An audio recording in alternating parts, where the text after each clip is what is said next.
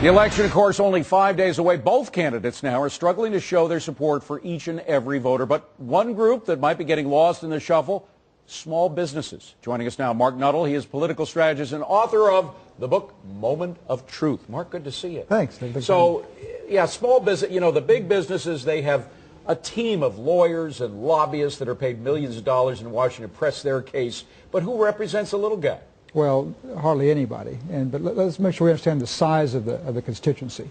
55% of the private sector either owns or works for a small business of 25 employees or less. Wow. And so it really is the heart and soul of our economy. It's half the population, it's half the GNP, and 80% of the new jobs. 80% of the new jobs created every year are created by small business. Now that's in good times.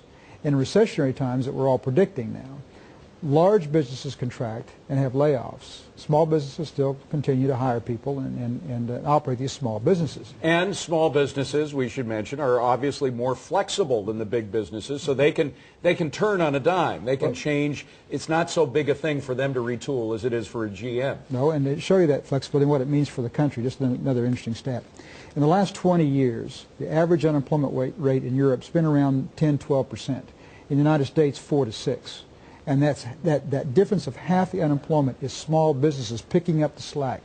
Fascinating. Flexibility. So if we were to eliminate small business from those figures, would be Europe. Our unemployment figures would be equal to Europe. Would be Europe, absolutely. Unbelievable. Well, so what do they need? Since this is the heart and soul of the American economy, small business, what are they looking for? We've had some on, by the way, on my night show called Scoreboard saying, all we need the government to do is to get out of our way. That's it. Just leave me alone. Now, their number one fear is unfunded mandated health care benefits.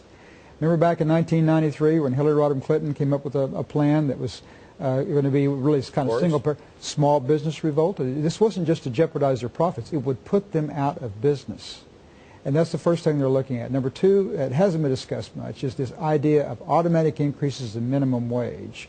3 times in the next 18 months. I think Barack Obama spoke about this in the primaries. Haven't heard about it much lately. The small businesses rely on minimum wage workers. Well, it's not so much just minimum wage. It's that entry level and that first rung is important to a large segment. Restaurants and some retail construction.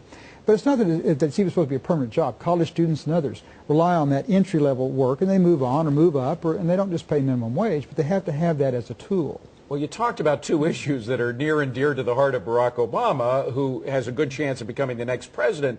If he is the next president, who lobbies for the small businesses to do what he doesn't want to do? Well, there are some lobbies. One is the National Federation of Independent Business, which I used to work with.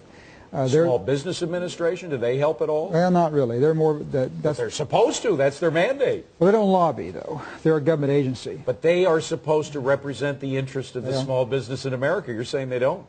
I'm not saying they don't. I mean, I'd be like, they are a government agency that administers programs that Congress passes for the good of small business, but they don't themselves lobby congressmen to change the law or to protect small business. They administer the law as it's implemented or as it's given to them. Now, of course, we should emphasize before we go that sometimes during downtimes like in the 70s, you had some very good companies that were created, like Microsoft, like Apple, etc. Well, of course. And the reason some of those companies weren't invented in Europe is because in Europe you have to get permission to go into business. Right. In the United States you don't. And then it grows if it's a good idea. And no bureaucrat would figure that out in advance. Let's hope it stays that way here. Mark Nuttall, great to see you. Thanks very much. Going for the final hour of Trading Day.